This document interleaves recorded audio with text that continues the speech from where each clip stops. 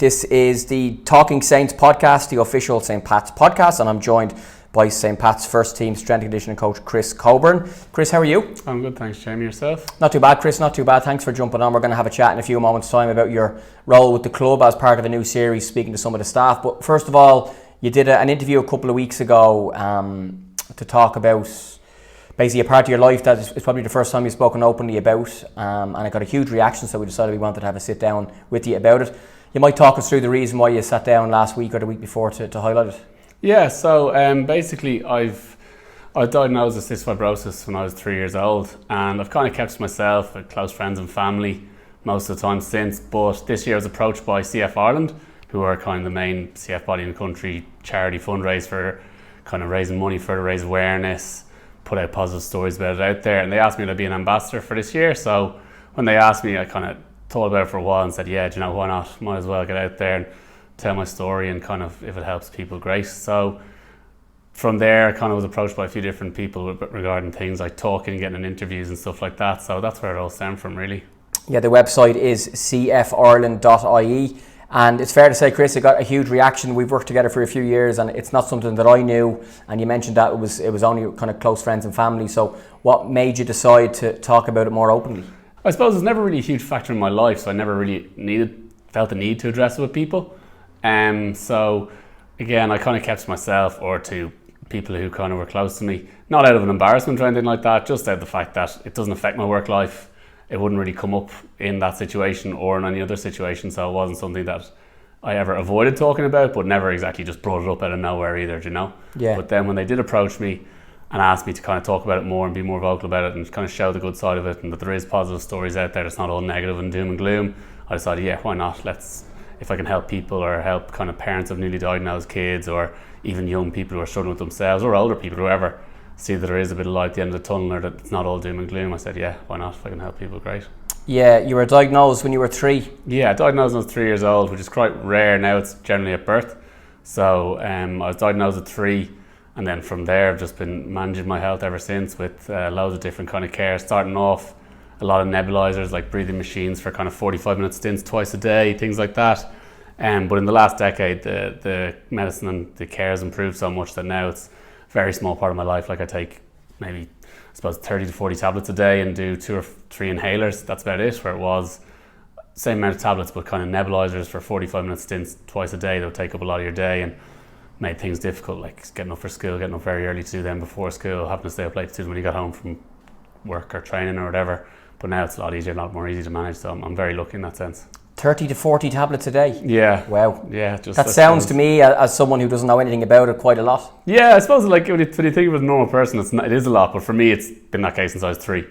So it's just like, you know, take them when you eat. I take probably 50 in the morning, then 5 every time I eat, and then a few in the night as well before bed. So it's not, look, it might sound like a lot, but sure, they're grand, just follow them and they're gone.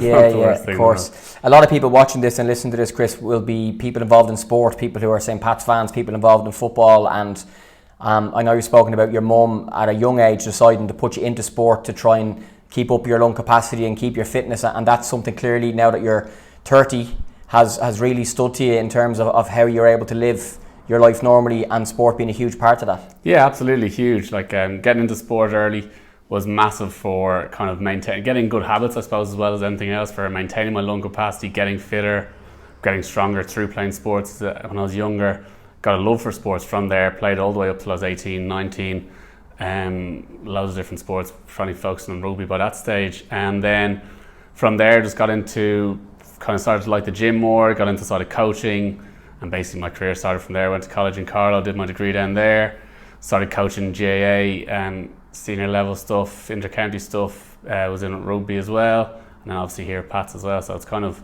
shaped my whole life, I suppose, in that sense.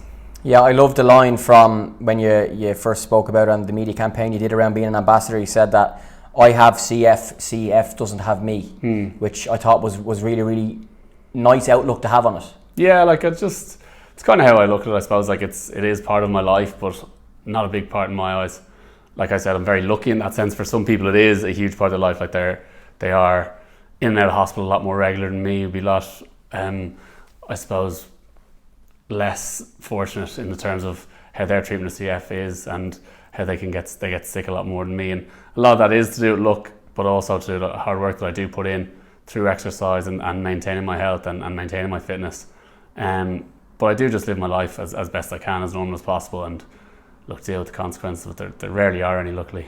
Yeah, you can follow Chris on Instagram at chris.coburn.91, where he has loads of different gym videos and interesting stuff up as well, and of course a lot of the stuff around it is CF ambassadors there as well. And it's fair to say, Chris, you're in top shape physically as well, and that's something I'm sure both in your role as a strength and conditioning coach, but also you've spoken about the importance of being physically healthy for your condition as well. You work really hard at that to ensure that you're in top shape. Absolutely, yeah. It's a great motivator to know that if you go to the gym a lot or most days a week or whatever, it'll keep you out of hospital. I think if everyone had that kind of, I suppose the bottom line is that's my motivation to go. If I do this properly, keep me out of hospital, help me live longer. Like when I was diagnosed, I think the life expectancy of CF was in your early 30s. It's now, like, even with all the improvements in treatment, it's still only 44.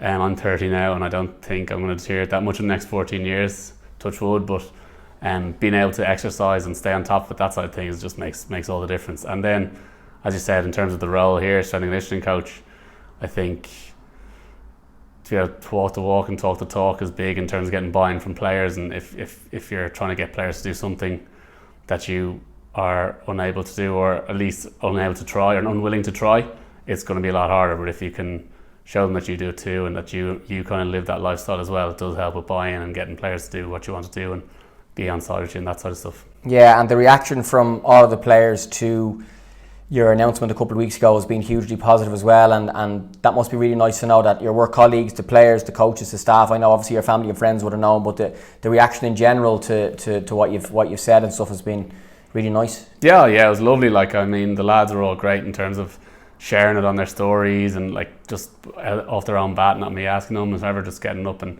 you know, spreading the word about it, because I suppose the more people that see it, the better, and the more people that see like get awareness of CF or things like that is great, and that's the whole point of the ambassador role. So the lads doing that was massive and really kind of showed me some great support from that side, which I wasn't expecting, to be honest. It was very nice of them to do. So talk us through your role at the club then. You're a strength and conditioning coach with the first team, and in this day and age in elite sport, that role is becoming more and more important, and so many different methods and developments and new areas of that occupation, I suppose. It's continually evolving.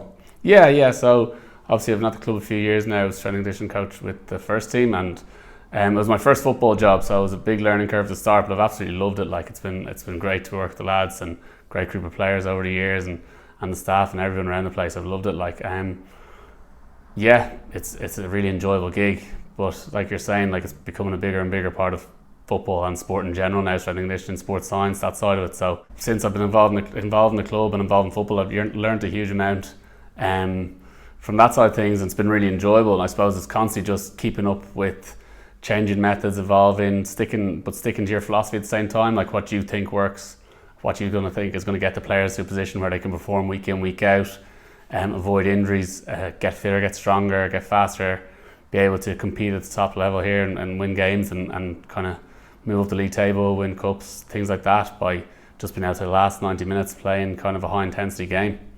Yeah, we often hear about, you know, strength and conditioning coaches being on the staff of sports teams, but we don't often hear kind of what the role is really. What do you do for, again, people watching and listening? I'm lucky enough to be able to see you guys work most days, but what do you do in terms of, like, you know, the gym stuff, the pitch warm-ups, the fitness work, a combination of lots of things really? Yeah, exactly. So, like, I suppose my day would start with kind of setting up the GPS for the lads to take out for training, going out, setting up the warm-up, depending on what day it is, whether we're doing a speed work afterwards or doing our plyometrics, our agility stuff, things like that, getting the warm-up ready, getting the lads ready to train in general. Then again, on other days, we'll have our fitness top-ups where we'll do our cardio sessions, our runs, things like that, to kind of keep the lads in tip-top shape. And then after training, let's get the GPS back, get the data off the GPS, share that with the coaches so we know who's done what, who needs extra, who's kind of making sure we're not going over the top on anyone or undercooking anyone, making sure everyone's going to be in tip-top shape for the weekend, or lads coming back from injuries are getting enough training in so that they're avoiding getting re-injured. And then it's off to the gym where we're looking at, kind of depending on the day, their strength development, getting the lads a bit stronger. Particularly our squad, we've quite a young squad, there's a lot of strength development going on, and then obviously later in the week looking at kind of our power based stuff as we get close to a game, helping them prime for the game, and obviously improve their kind of their sharpness and their, again, looking at increasing that speed side of things, their power output.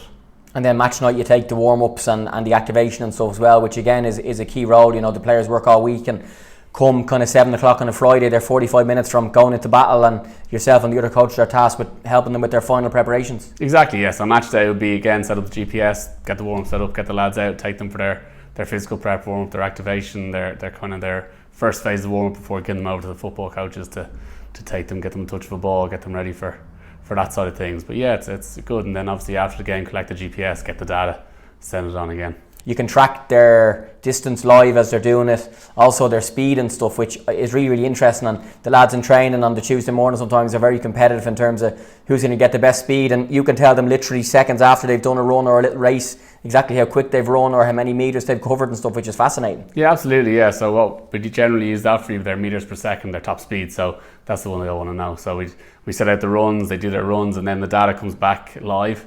So I can say, look, this part, you're top 3, top 4, blah, blah, blah, where you are. And then it kind of gives them a bit more of a competitiveness while they do. It gets them a bit of fun out of it, trying to beat each other, trying to beat their own top speed, because it also gives a percentage of what they're doing compared to that. So lads always trying to get another 101, 102, so they're increasing that. And it just gets a bit of competitive edge into it. It kind of takes out the monotony of just, we're just doing this for the sake of it. It gives them something to gear towards. And most of the lads will come up and ask you, where was I, what was I, where am I compared to last week, where was I compared to my overall top speed, and it just gives them a bit of something different. It gives them a bit of information back as well, which is always good. Apart from the coaches using their eyes or asking the players, are you tired or how are you feeling, you've now got the data to back that up, which again is an interesting part and a really important part of the role. How does that all work? 100%, yes. So you get the data from trainings and games, and you look at it and make sure that there's no huge spikes, there's no huge drop-offs from week to week, or in terms of making sure that the lads are both not undercooked or over fatigued from the sessions. So sometimes we might have to, like in a big week, like when we have those kind of double game weeks, we might pull a gym session or even just reduce the amount of time we're going to be on the pitch to make sure that the lads are still fresh enough to perform in the game, but also are getting enough training to kind of keep themselves in tip-top shape and keep themselves sharp. So that's kind of the main function of GPS. It doesn't necessarily, like, people think that GPS will show, he's working harder than him and he's doing more than him and he's doing that, but it doesn't necessarily. It's more to ensure that everyone is getting enough training in that they're going to be able to perform the weekend. Like I said, not being overtrained, that they're going to get injured, or undercooked, that they're going to be maybe a bit rusty come the game. So that's kind of the best function of it, in my opinion. Yeah, and I know yourself and Sam Rice, who's the head of medical, work really closely together with regards to what the players eat after training, before matches, after matches, and then, like we said, their hydration and the different type of protein shakes and stuff that's individualised to each player too, which again, given that they're working so hard, the fuel that they're putting into their bodies has to be the right type of stuff. Absolutely, yeah, it's massive. Like having the food straight after training has been a huge help for us in terms of making sure lads are getting the right stuff in. Obviously having their protein shakes we got them out this year as well has been massive. The recovery shakes post game are brilliant. The food post game, all that stuff is just helps, I suppose, keep everyone on track and make sure that we're giving everyone the best opportunity to perform at their best and be kind of ready to go again and again with the amount of games we have and how quickly they come around. It's really important that, I suppose, your recovery starts as soon as you get off the pitch. So things like that are a massive help in that. And then obviously the GPS is ensuring that what we're doing is geared towards that performance as well. Seems like a really interesting, exciting job, but also it must be quite satisfying when you can see, you know, players getting fitter, players getting stronger, working with players who've been injured long term along with Sam and stuff. And you mentioned the squad is quite young and helping them in a really important part of the development of their bodies and effectively in heading into the prime part of their careers. Like, yeah, absolutely, yeah, it's a very enjoyable job and kind of helping people improve themselves in certain areas. And, like, you know, a lot of people have kind of different conceptions of the gym or things like that, or they mightn't think they're good at running, or they mightn't think they're strong and whatever. But I suppose just the more you do it, the better you get at it. So certain players over the years have said that they struggle with things and have kind of got onto the program, started to do it, and have found themselves improving, and eventually actually end up enjoying the gym side, which is great to see. And obviously for the young lads, it's a huge part of their development in terms of, at the ages they are, 16, 17, 18, 19, 20, improving their strength and getting them up to kind of a proper kind of ability to be able to go again and again games, and physicality and stuff like that is really enjoyable to watch and see lads progress over a few years I've been here. And just to finish, Chris, on what we started about as an ambassador for Cystic Fibrosis Ireland, and we'll give out the website and your Instagram again in a moment, but just for someone watching or listening that might have the condition, a parent of a young person that might have the condition, what would you say to those people? And again, that's the reason why you've become an ambassador, is to try and highlight how decisions that you've made have led to you being able to lead a full and healthy and happy life. Yeah, so basically when I did the interview, and I've done a few things on Instagram since, like my stories when I was in hospital for a checkup recently, I got loads of messages from parents of kids with CF, or even predominantly parents of kids with CF, saying like it's great to see this side of things, that there is positivity out there, there's lots of things we can do. And I suppose that's the main message, like don't let the illness dictate what you do where possible. So obviously in certain situations you have to, like if you are very unwell, it might restrict you from doing things, but where possible, try your best to live as normal life as possible, as full of life as possible, and enjoy your life and adapt to your condition rather than the other way around, rather than your condition dictating everything to you. Find the balance where you can still do what you want to do, enjoy your life and get on with it, obviously where possible, but don't be reckless at the same time, I suppose. But yeah, get on with your life, enjoy it, do what you can and get as much out as possible, and look after your CF as best you can, but live a normal life where possible, you know. Great stuff. That is Chris Coburn. He's on Instagram at chris.coburn.91, and the website for more info is cysticfibrosis.ie. Late last month as well, it was Cystic Fibrosis Week, and you can donate to the CF Trust via the website as well, and find out loads more info via that or Chris's Instagram. Chris, thanks for jumping on. Best luck for the rest of the season, and we'll chat to you soon. Cheers, Jamie. Thanks a million.